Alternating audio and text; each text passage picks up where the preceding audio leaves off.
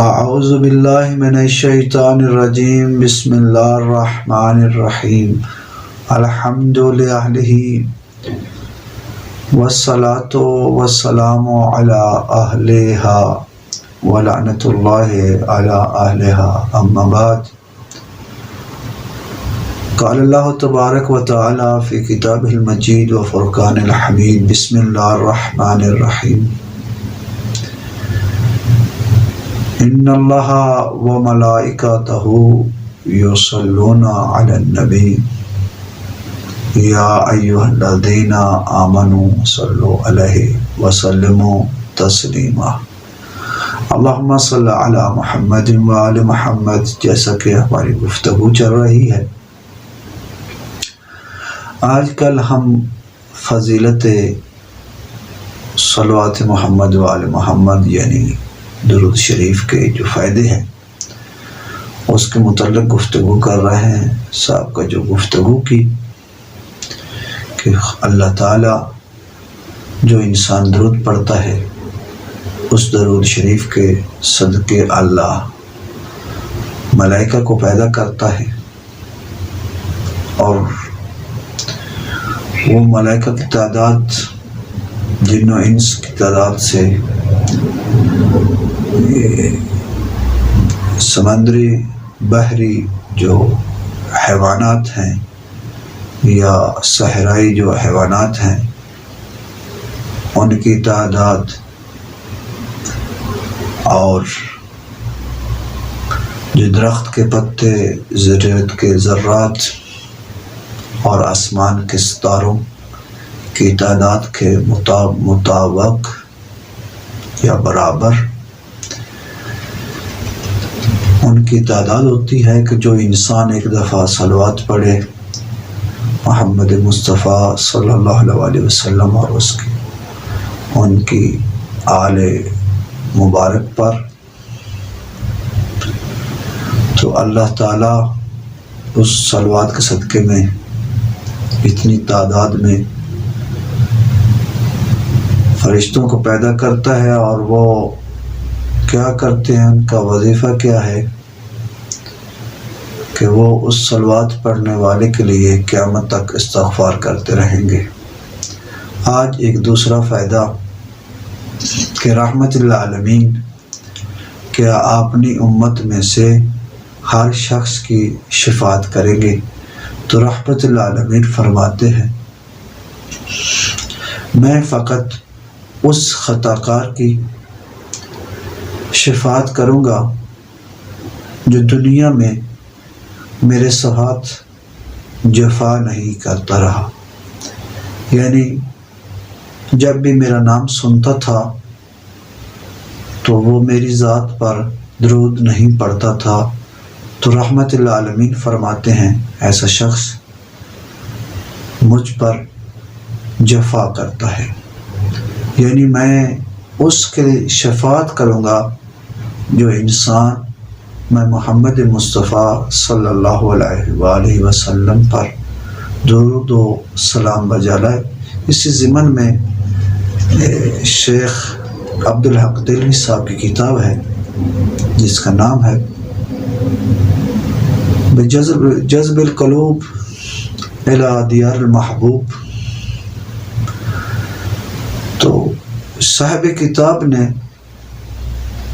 یہ واقعہ کوٹ کیا ہے کہ وہ دیکھتے ہیں کہ حج کے موقع پر ایک شخص جو تھا وہ جب حج کے احکام کو بجا لا رہا تھا تو فقط اور فقط وہ محمد و آل محمد پر درود و سلام پڑھ رہا تھا۔ تو راوی کہتا ہے میں اس کے پاس گیا، میں نے اس سے پوچھا کہ آپ باقی جو احکامات ہیں ان کو ادا کیوں نہیں کرتے؟ اس نے کہا کہ میں نے اللہ سے وعدہ کیا تھا کہ میں رحمت للعالمین پر جو درود پڑھوں گا اس کے ساتھ دوسری کسی عبادت کو شریک نہیں کروں گا۔ انہوں نے وجہ عدت سبب پوچھا تو اسے کہتا ہے کہ میں نے دیکھا کہ میرا والد دنیا سے جانے لگا تو اس کی شکل جو تھی وہ گدھے کی طرح ہو گئی. جب وہ فوت ہوا، مر گیا، تو اس کی شکل گدھے کی طرح ہو چکی تھی. میں بہت پریشان ہوا، گریہ کیا، آہ بکا، لوگوں کے سامنے اظہار نہیں کر سکتا تھا اپنے والد کے متعلق کہ ان کی شکل جو ہے مسخ ہو چکی ہے. تو میں گریہ کرتا کرتا سو گیا. غش آ گیا تو مجھے رحمت اللہ عالمین کی زیارت نصیب ہوئی. میں نے ان سے التماس کی، مولا میرے والد کے لیے دعا کریں اور وجہ بتائیں کہ ان کا چہرہ مسخ کیوں ہوا ہے. تو رحمت اللہ عالمین نے دعا کی اور وہ ٹھیک ہو گئے. انہوں نے فرمایا کہ یاد رکھنا کہ یہ دنیا میں سود کھاتا تھا مال پر، اور جو انسان بھی سود کھائے گا ان کا چہرہ جو ہے وہ دنیا اور آخرت میں مسخ ہوگا گدھے کی شکل کے ساتھ. لیکن میں نے آپ کی التماس کو کیوں قبول کیا؟ آپ جو شفاعت کے لیے کہہ رہے تھے کیوں کیا؟ یہ سونے سے پہلے ہر رات کو مجھ پر 100 دفعہ صلوات پڑھتا تھا. وہ صلوات کی وجہ سے میں نے اس کی شفاعت کی اور میں نے اسے معاف کر دیا. عفاتو جو لفظ ہے، میں نے اس کو معاف کر دیا. رحمت اللہ عالمین نے فرمایا کہ میں نے معاف کیا. تو یہ کہتا ہے کہ